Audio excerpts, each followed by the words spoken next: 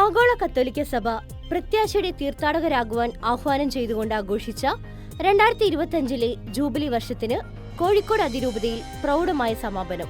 December 28 രാവിലെ 9:30 Kozhikode mother of God കത്തീഡ്രലിൽ നടന്ന ആഘോഷകരമായ ദിവ്യബലിയോടെയാണ് സമാപന ചടങ്ങുകൾക്ക് തുടക്കമായത്.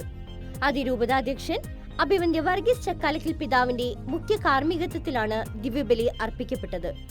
പ്രവേശന ഗാനത്തിന്റെ അകമ്പടിയോടെ കഴിഞ്ഞ ഒരു വർഷക്കാലം അതിരൂപതയിലെ വിവിധ ഇടവകകളിലൂടെ പ്രയാണം നടത്തിയ ജൂബിലി കുരിശ് സഹകാർമ്മികരായ വൈദികർ അൾത്താരയിലേക്ക് ആഘോഷപൂർവ്വം ആനയിച്ചു. തുടർന്ന് വർഗീസ് ചക്കാലക്കൽ പിതാവ് കുരിശ് ഏറ്റുവാങ്ങുകയും അൾത്താരയ്ക്ക് സമീപം പ്രതിഷ്ഠിക്കുകയും ചെയ്തതോടെ ശുശ്രൂഷകൾക്ക് ഔദ്യോഗിക തുടക്കമായി.